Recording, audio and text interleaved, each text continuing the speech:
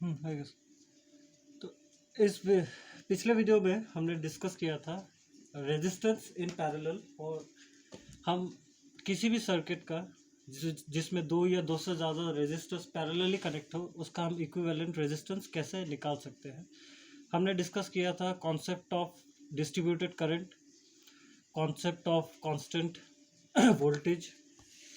इस वीडियो में हम डिस्कस करेंगे heating effect of electric current. तो जैसे कि हमें पता है कि किसी भी सर्किट में जो बैटरी होती है वो इलेक्ट्रिकल एनर्जी के सोर्स का काम करती है, वो इलेक्ट्रिकल एनर्जी प्रोवाइड करती है। कैसे? जो बैटरी में जो केमिकल रिएक्शंस होते हैं वो क्या करते हैं, जो बैटरी के एंड्स में पोटेंशियल डिफरेंस एक क्रिएट करते हैं, जिसकी वजह से इलेक्ट्रॉन्स फ्लो करते हैं और करंट प्रोड्यूस होता है।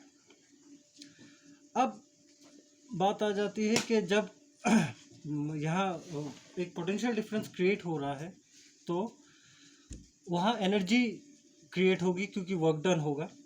तो जो एक पार्ट है एनर्जी का वो यूज़ होता है वर्क डन में या फिर इलेक्ट्रॉन्स को मूव कराने में, और एक पार्ट हीट प्रोड्यूस करता है, और एक पार्ट जो है वो हीट प्रोड्यूस करता है। समझ लीजिए आपके पास कोई एक इलेक्ट्रिकल सर्किट है जिसमें सिर्फ रेजिस्टर्स लगे हुए हैं, तो वहाँ क्या होगा, वहाँ जो है वो जो टोटल एनर्जी है वो हीट एनर्जी में कन्वर्ट हो जाएगी।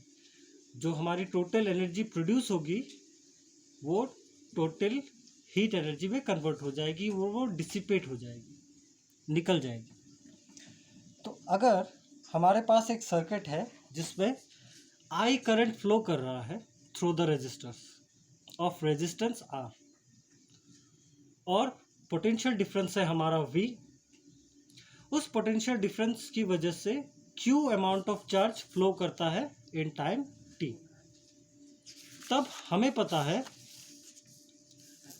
कि वोल्टेज या पोटेंशियल डिफरेंस और वर्क डन में क्या रिलेशन है, V इक्वल्स टू W/Q, और हम बता सकते हैं W equals to V/Q cross multiply करने के बाद।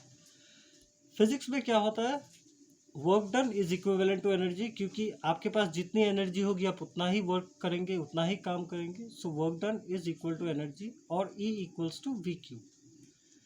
अब हमारे यहाँ जो सर्किट है वहाँ हम हीट एनर्जी की बात कर रहे हैं, सो यहाँ हम एनर्जी को H से डिनोट कर रहे हैं। H equals to VQ।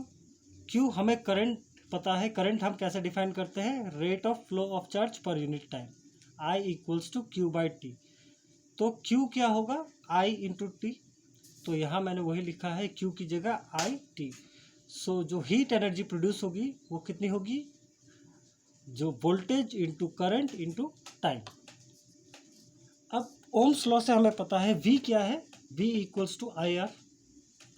अगर मैं यहाँ V की जगह IR पुट करूँ तो मुझे टोटल हीट एनर्जी कितनी मिल जाएगी, IR into I into T equals to I² RT। This relation is known as the Joule's law of heating। एक सर्किट जिस पे करंट फ्लो हो रहा है उस पे कितनी हीट प्रोड्यूस होगी, it will be equivalent to the square of the current produce into resistance of that circuit into time for which the current flows in that circuit.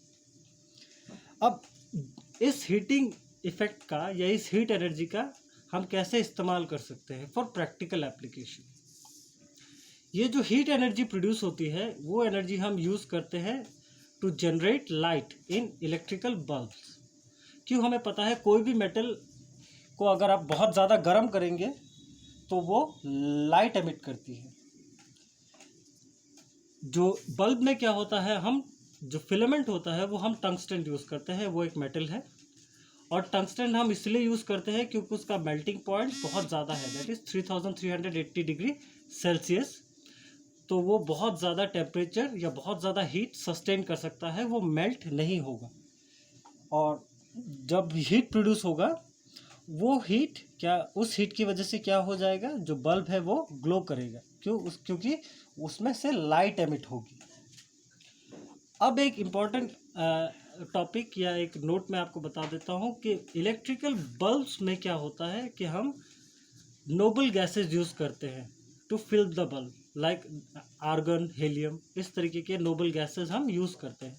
हम क्यों यूज़ करते हैं? क्योंकि अगर वहाँ नोबल गैसेस नहीं होंगे, अगर वहाँ नॉर्मल एयर होगा, तो जो फिलामेंट है उसमें ऑक्सीडेशन होगा। ऑक्सीडेशन की वजह से क्या हो जाएगा? फिलामेंट जल जाएगा। फिलामेंट जल जाएगा क्योंकि ऑक्सीडेशन में हमें क्या चाहिए होता है? ऑक्सीजन। एयर में ऑक्सीजन होता है, इसलिए अगर हम वहाँ नॉर्मल एयर रखेंगे तो फिलामेंट जल जाएगा। इसलिए हम नॉर्मल एयर की जगह नोबल गैसेस यूज़ करते हैं, क्योंकि नोबल गैसेस किसी भी मेटल या नॉन मेटल्स के साथ रिएक्ट नहीं करते। तो इस वीडियो में हमने देखा है कि what is heating effect of electric current, या फिर जब किसी भी सर्किट से इलेक्ट्रिक करंट फ्लो होता है तो उसमें हीट एनर्जी प्रोड्यूस होती है। कितनी हीट एनर्जी प्रोड्यूस होती है? That is given by the Joule's heating effect, H=I² RT। फिर हमने देखा कि इस हीट एनर्जी को हम कैसे यूज़ कर सकते हैं for practical application using bulb as an example. अगर आपको कुछ डाउट है तो आप मुझे कमेंट करके बता सकते हैं, या डिस्क्रिप्शन में दिए गए मेल पे मुझे मेल कर सकते हैं। Thank you.